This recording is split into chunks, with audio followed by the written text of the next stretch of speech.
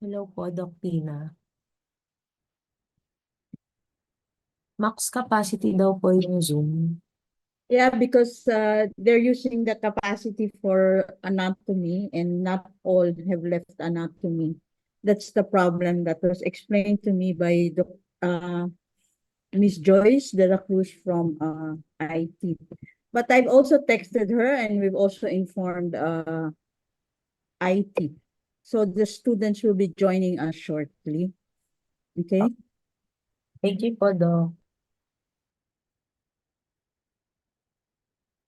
So I'm sure they will be coming in shortly. So let's start since our speaker is already here. Okay. For this week's lecture on adolescence, we have invited Dr. Elham May Bocalbos. So after obtaining her Bachelor of Science degree in nursing, Dr. Bocalbos pursued her medical degree from UERM, where she also had her adult psychiatry residency training.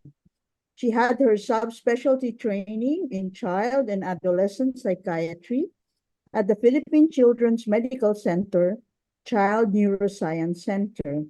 Her professional organizations would include as a fellow of the Philippine Psychiatric Association, a member of the Philippine Society of Child and Adolescent Psychiatry, and the Philippine College of Psychopharmacology.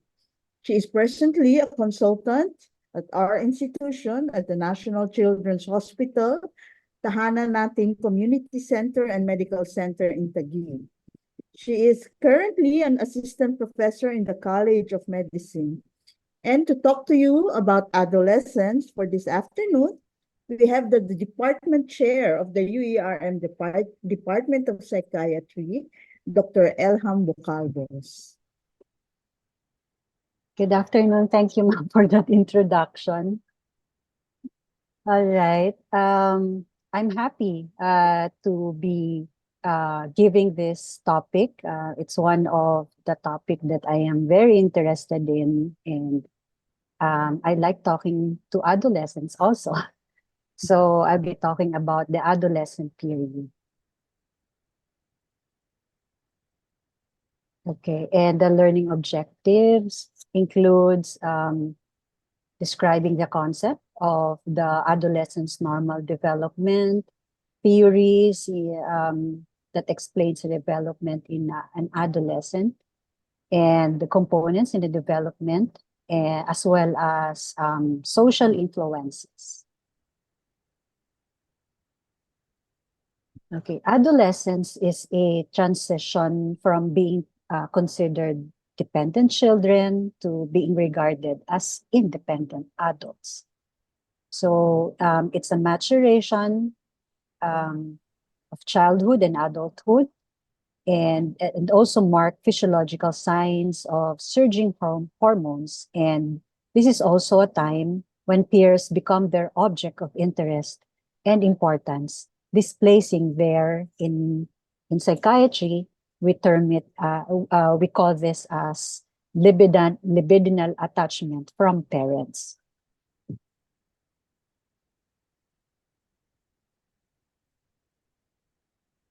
Adolescence is a period of exploration, and they're um, trying to be autonomous in their decision making, and as an increased in risk taking, as well as sexual behavior.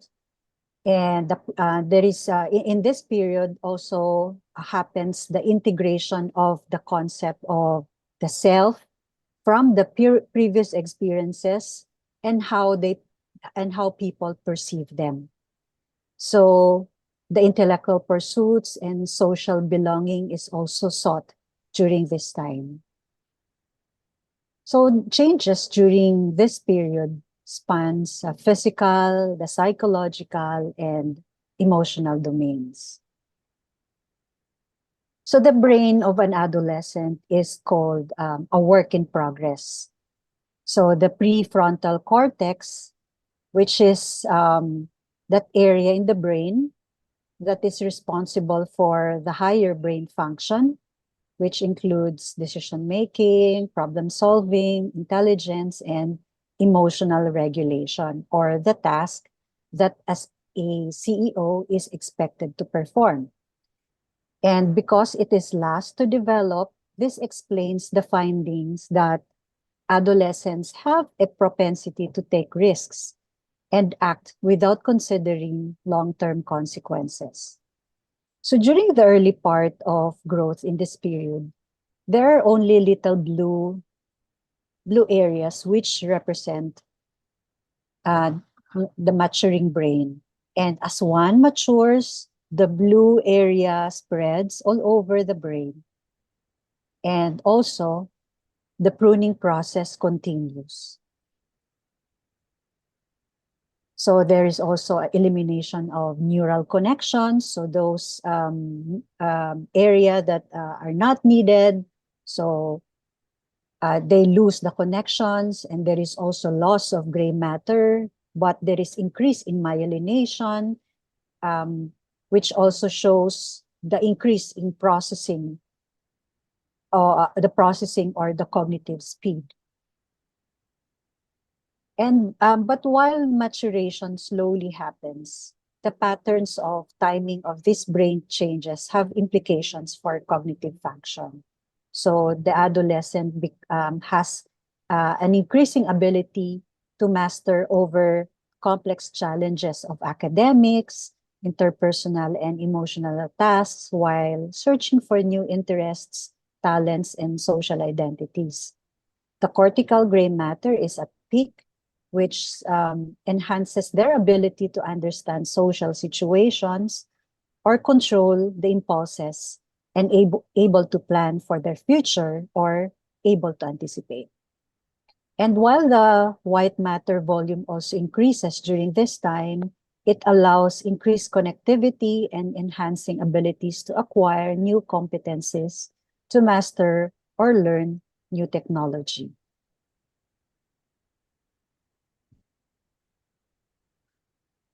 So normal adolescence. So the concept of normality in this period of development is the ability of to navigate through the difficulties and able to adapt and meet the milestones characteristics in this period. It is seen that 75% of teens have successfully adapted to physical, cognitive, and emotional changes, and they continue with their functioning. And only a small part, about 20% of the population, have difficulty adjusting, or they have maladjustments, they develop identity crises, or into substance abuse, or conduct disorders, or have psychiatric disorders. It was seen that teens who are psychologically disturbed earlier in their lives have a greater risk for psychiatric disorders during this period, and they would have conflicts with families. So during the adolescent period, this population has tasks to fulfill. It is to find their identity or end up unfulfilled and remain confused. So the major question they have is, who am I? So such confusion reflects the need to establish an identity freed from its earlier origins in their parental objects. A previous ego function or defenses calls for the development of a new ego activities to cope with the new challenges or changes and to be able to achieve a new status. So old issues may be reopened during this time, but they must be settled.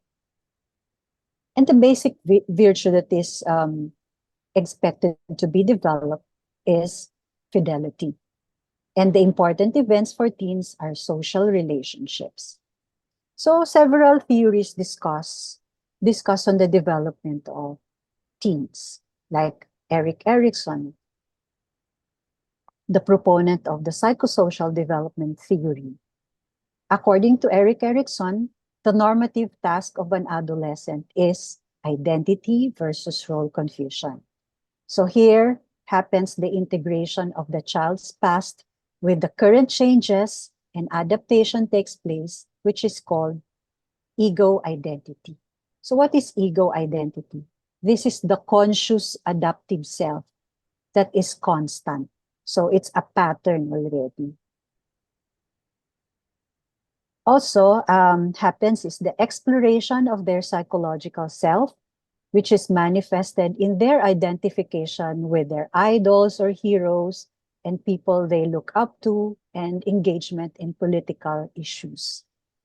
So Erickson has identified this period as identity crisis, which he sees a normal part of this phase. And adolescents go through this development process with optimism and develop a good self-esteem, maintain a good peer relationship, and sustain harmonious relationships with their families. So there are benefits of developing an identity. One is the commitment, which is committing to a particular identity that leads to eventual involvement in a career path, social group associations. Second is the development of self-confidence, a sense of trust in their abilities and qualities and judgment. And third is a sense of independence, which emerges with a strong sense of self and a feeling of independence and control. And the fourth is the fidelity, which is the ability to form genuine relationships and prelude to the next task. And the consequences of a role confusion is one, difficulty with commitment. They have unstable personal identity and they are not able to have better relationships with others or have a stable one. Second is they are prone towards mental health well-being, such as they develop depression or other mood disorders, such as borderline or personality disorders. Third is they develop a weak sense of self. So they can be easily triggered by slight remarks and they break down. Fourth is lack of identity. So they lack the identity and make it difficult for people to have confidence in themselves and their abilities.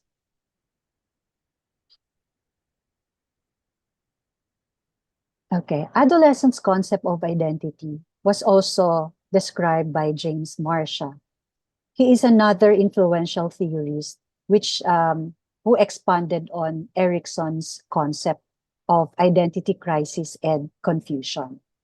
So his works were published early but continued to be refined with recent research findings. His early concepts of identity development was in terms of progressive trend, which later on was refined to be a more descriptive of and in categorical definition of identity exploration and commitment.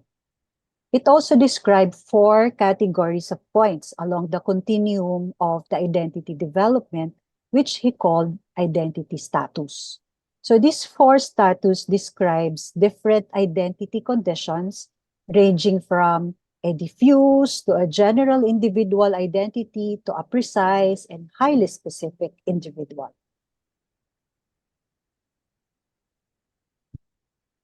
So like Erickson, Marcia also believed that crises that teens experience serve as a catalyst or a disturber that prompts movement along this continuum and through the different status. Otherwise, there would be stagnation or fixations at one point on only. Just as in life, crises or challenges prompts a person to make some changes or do something. So we should not be scared of crisis because it makes us a better person, and hopefully, crises don't break a person. So this crisis create internal conflict and emotional uproar to allow re-examination of one's values, beliefs, and goals. And as one explore new possibilities, they form new beliefs they adopt to different values and make different choices. So this process makes way to a progressive, greater commitment to a new particular individual identity through exploration that was prompted by the crisis. So the four identity status represent a particular configuration of the youth's progress with regard to identity exploration and commitment to the values.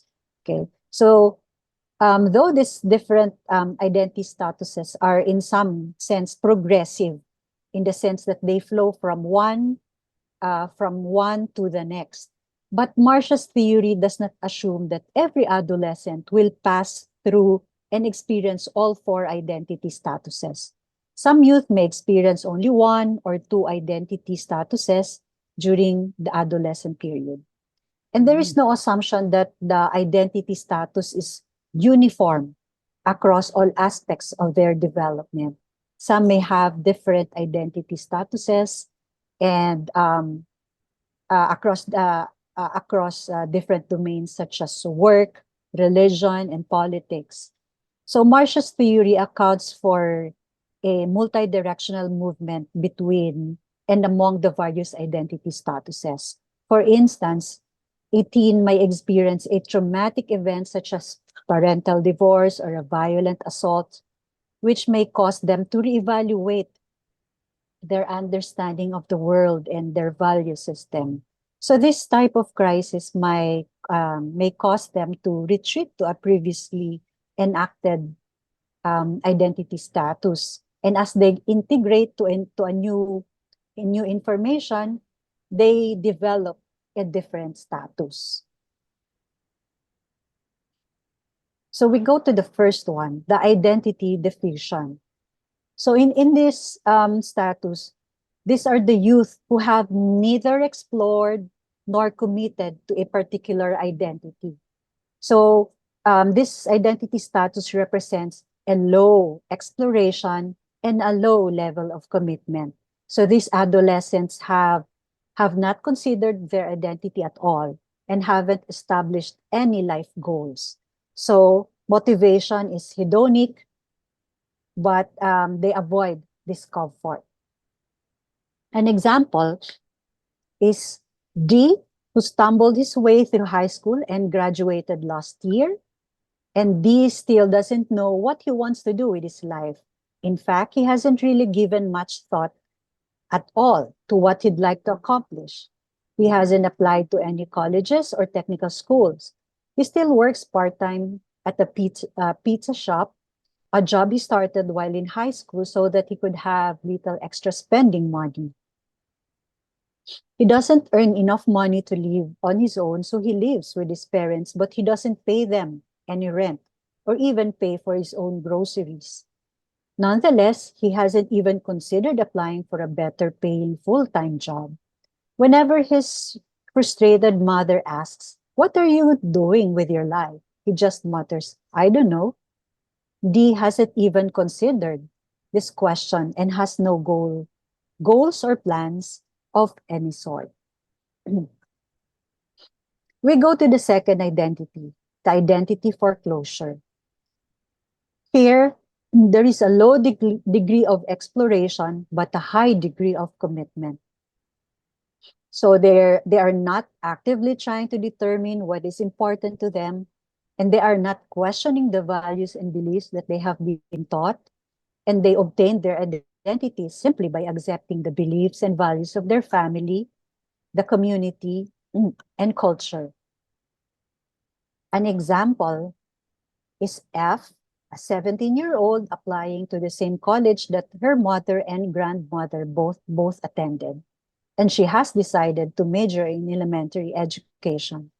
She really hasn't thought about whether or not she wants to go to college or what other colleges she might like to attend, nor has she considered any other career options beside elementary school teacher.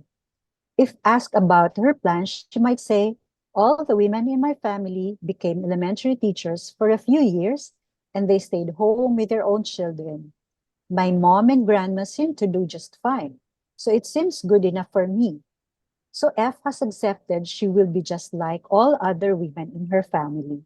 She has not questioned whether the life path chosen by the other women in her family is acceptable to her, but simply accepts that her goal is to proceed according to the usual and customary path of the women before her. Now we go to the third, the moratorium, which has a high degree of exploration, but a low degree of commitment. So in the midst of an identity crisis, however, have not made any final decision, but decision about which beliefs and values are most important to them and which principles should guide their lives. So they're not yet committed to a particular identity. So they're keeping their options open. So let's see. M, a 14-year-old, may suddenly begin to argue with his parents about going to the Sunday worship service, even though he has attended this service with the family since childhood. Instead, he likes to spend his time reading about all the different world religions and plans to visit several mosques, temples, and churches around the area to see what their worship services are like. Or he may question the logic of religion altogether, and he may even wonder whether God exists at all. It is clear that M is not quite certain what he believes yet, but he is actively exploring and considering what values, principles, and beliefs he wants to live by. Okay, so the last one is achievement. Here, there is a high degree of exploration and a high degree of commitment. So this is the very ideal identity. So here, they are committed to a particular set of values, beliefs, and life goals that has achieved their identity by a process of active exploration and strong commitment merged from this active exploration and examination. So they're able to prioritize what is important to them and have sorted through the many possibilities of who they want to be. So A cast her vote for the presidential election for the very first year she was allowed to vote. But she did so only after carefully researching all the different candidates and their positions on issues that were important to her. First, she gave a great deal of thought by considering her own beliefs and the value system. Next, she figured out which issues were most important to her based on her beliefs and values. And finally, she determined which candidate matched her beliefs and values on the issues she considered most important. All right, now we go to other aspects. Physical development. So puberty, which is a process of physical and sexual maturity and reproductive ability. These are the obvious first signs of this process, which is the increasing growth, rate, height, and weight. So puberty is a biological event, and that differentiate it from adolescence, which is a period which is designated by the society. So physical development among teens or youth. Okay, so initially the girls tower over the male age group by 11 or 12 until the male age group experiences a growth spurt around age 13. Okay, and girls would experience menarche when they have reached the SMR 3 or 14. I think you will also have a lecture on this with our pediatricians. So I did not I did not include a slide on the SMR. Okay, so these are the physical development seen, okay, in adolescent period. So secondary sexual characteristics, okay, which includes thickening of skin, broadening of shoulders, and growth of facial hairs.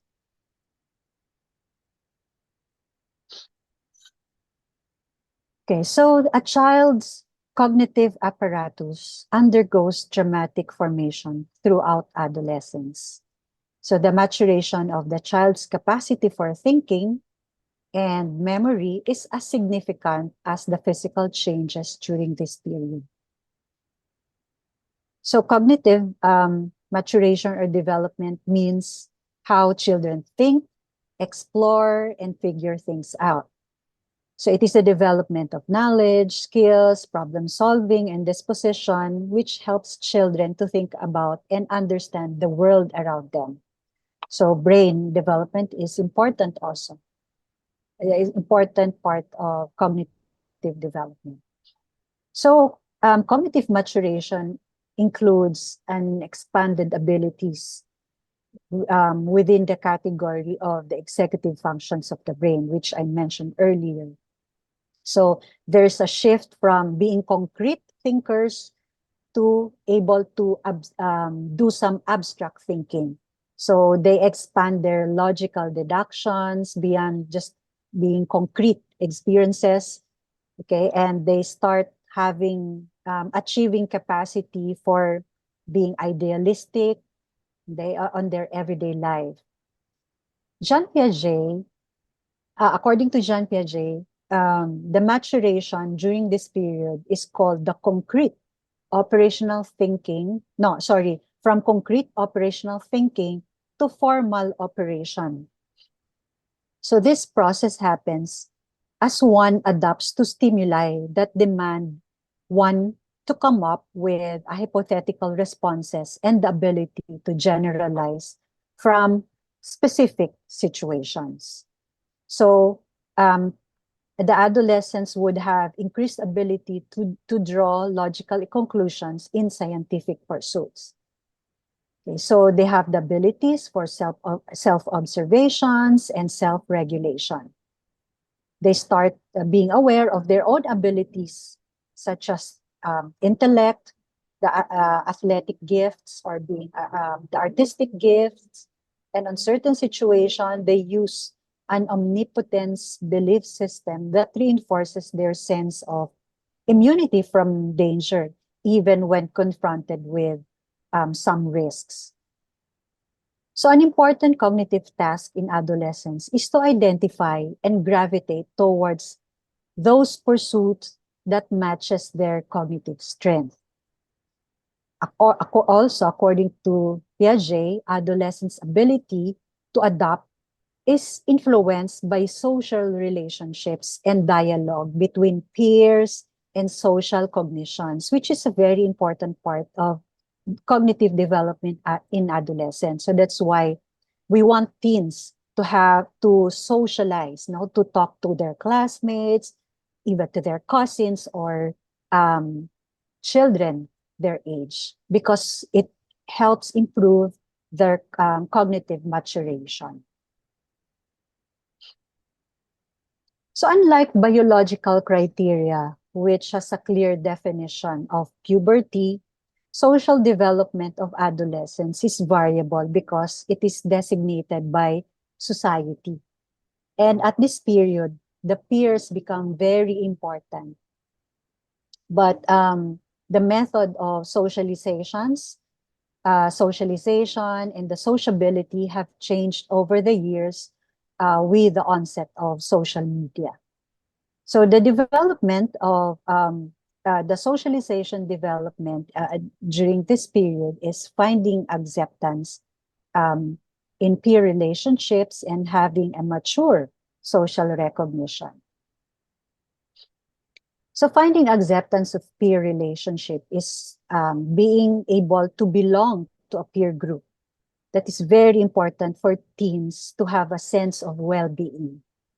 Peer influences can be powerful and can foster positive social interactions and somehow apply pressures to less socially acceptable behaviors, such as those high-risk taking behaviors. It is also a sign of adaptation and appropriate step in separating from parents and turning the focus of loyalty towards friends. So that's why also this is the time where there is an increased sensitivity to acceptance and rejection by peers.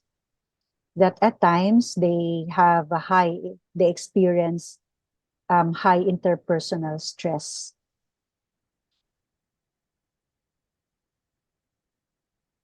Okay, being viewed as socially competent by peers is also a critical component in building good self-esteem. A stable peer group and friendships give a sense of well-being that you have people to stand with you through difficulties. This is a study done by the UP Population Institute. They have the uh, the 2021 young adult fertility and sexuality study. So this is a way teens interact now. So they chat and tell stories with female friends. They play sports or games with male friends. And I mean for male males play video or online games with male friends, while female would um, teens would stroll, go to malls with their own female friends. Now we go to the moral development. So morality are a set of values and beliefs about a code of conduct that confirms to those shared by others in the society. So these are patterns of behaviors. Usually, it is characteristics of their family. So yung patterns or behaviors of teens are characteristics of their family or their educational environment because they try to imitate their peers and the adults that they admire. Piaget described the moral development at this stage to be a gradual process parallel to the cognitive development, but it does not necessarily um, uh, come with age, but an outgrowth from cognitive development. So as young children, they simply follow rules set by parents, while in the middle years, the children accept rules, um, but they somehow show difficulty understanding the rule of exception. But during adolescent period, the rules are recognized in terms of what is good for the society. Some theorists, such as Lawrence Kohlberg, um, has theorized has given levels in the moralities. Like level 1, we call this a pre-conventional morality, wherein a person sees this as a punishment and obedience to the sees this as punishment and obedience to the parent are the determining factors of morality. The second level is that the morality of conventional or role conformity, where children conforms to gain approval and to maintain a good relationship with others. While the level 3, the morality of self-accepted moral principles, this is where children voluntarily comply with rules on the basis of a concept of ethical principles and make exceptions to rules in certain circumstances. So usually, values would the values would go from level 1 to level 3.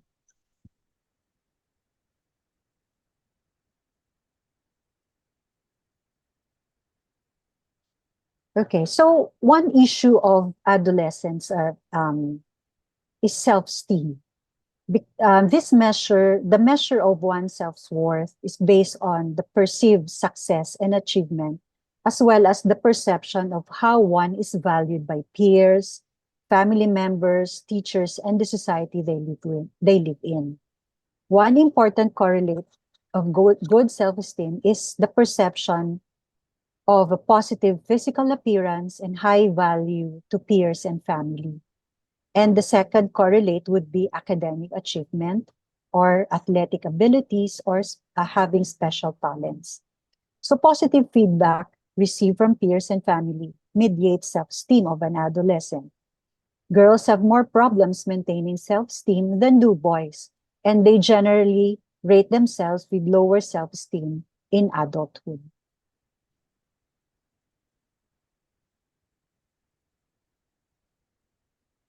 Environment has also influence in the behavior of an adolescent, such as sexual behavior. So the experimentations begin with fantasy and even masturbation.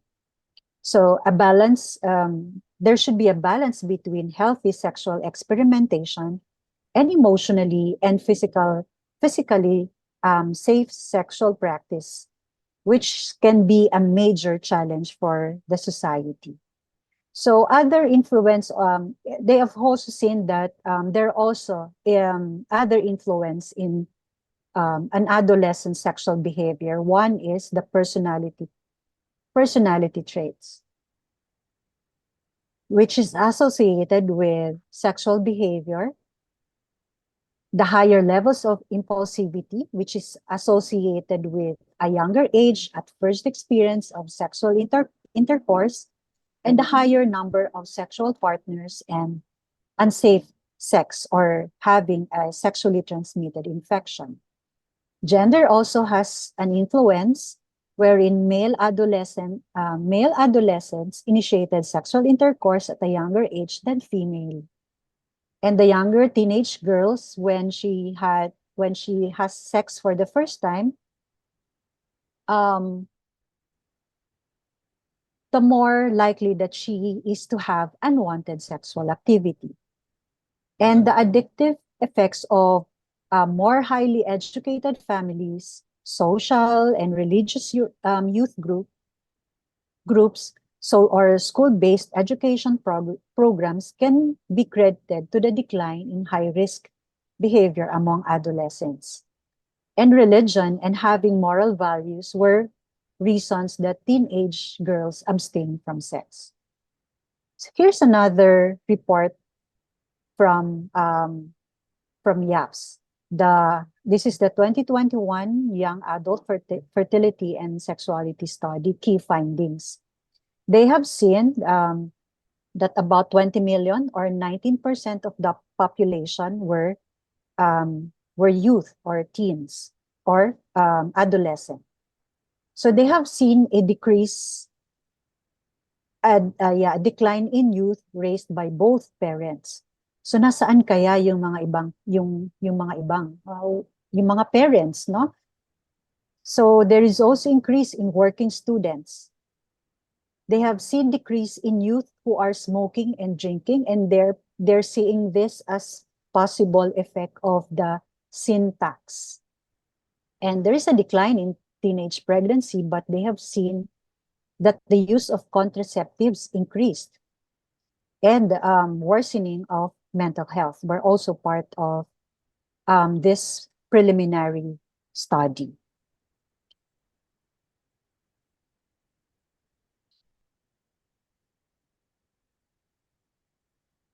Okay, so also from this study, you would see no na kanina nga na, there are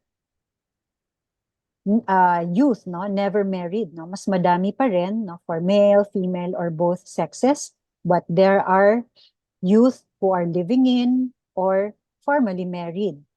Okay. And the highest education attainment of youth until grade 10. Mas maraming nasa grade 10. Okay, pregnancy. Although they have seen in the studies that teenage pregnancy has declined, okay, but the percentage of young girls aged 15 to 19 who have begun childbearing has doubled within the past decade. Okay, so it increased no, during the 2002 YAFs. it climbed to 13%, no, from 6, so nag-double siya. Increasing portion of young Filipino engaging in premarital sex, and the majority of them reported that their first sexual experience was unprotected. Okay, and to the young mother and child, there are health risk consequences. The teenage mothers are less likely to seek regular prenatal care, unable to sustain a healthy body for the child to grow. So the consequence would be a low birth weight infants. Children born to teenage mother have greater risk of mortality before age 5. And if they survive, they're likely to perform poorly in school and are at great risk of abuse and neglect. And teenage mother cannot care for their has either placed their child in a foster care or raised by already overburdened parents or other relatives. An adolescent's mother who married the father of their children, the fathers would usually also be teenagers who cannot care for themselves and their children and end up divorced. With regards to suicidal ideation and attempts, they have seen an increase. 17% have ever thought of committing suicide, and a third of those experience suicide ideation more than once. And higher among female youth. And then the attempts, were seen to increase also. And for half of those had acted on those ideas. Okay. And they have seen also that the attempt, the first suicide attempt increased during the pandemic times. But if you this is the preliminary report by preliminary report of YAPS. There is somehow declining since they have maybe lifted youth were allowed to go to school. So suicidal ideations and attempts, common reasons for sin was family problem.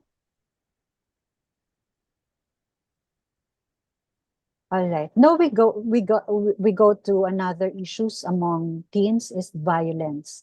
So the factor most strongly associated with violence among adolescents boys is growing up in a household without a father or a father having a father surrogate.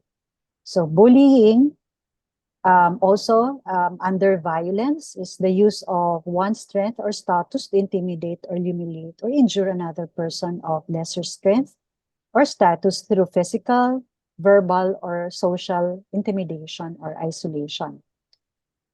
As part of violence also is cyberbullying, which use electronic means to intimidate or harm another person. And the correlation of cyberbullying and depression was found to have a stronger association. School violence also is rampant in other countries, and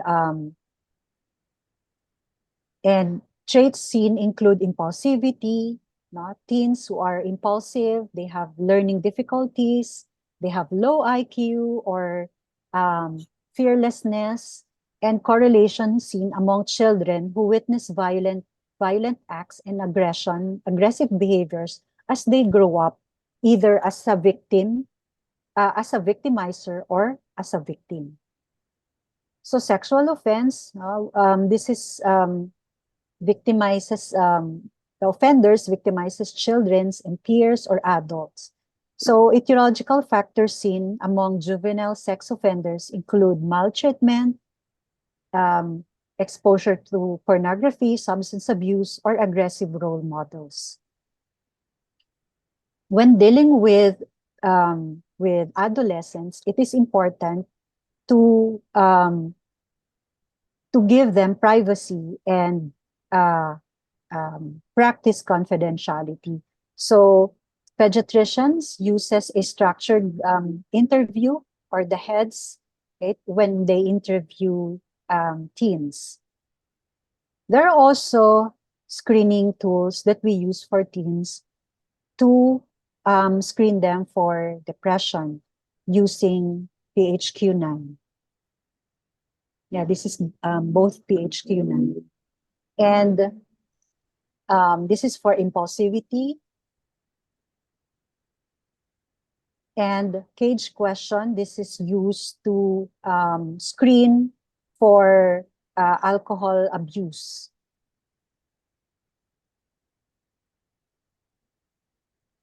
So person is asked if they have tried to cut down on drinking or if they felt annoyed, no? By people criticizing their drinking, or if ever they feel guilty about their drinking, or if ever they have experienced they have to drink in the morning to experience a steady in their nerves or to get rid of a hangover. So if they answer yes to these 4 questions, then they are positive to have alcohol problems. All right, so these are the references for this lecture. And thank you for your kind attention.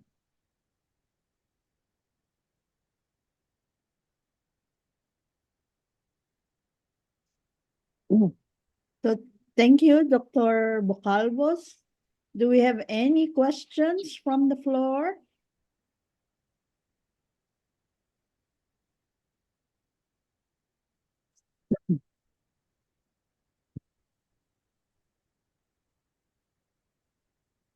No questions from the floor. Okay.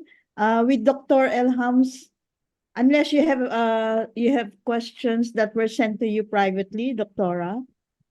Ma'am, I don't see any. Sorry kanina, naka-close pala yung video. Sorry, hindi ko No, it's napansin. all right. It's all right.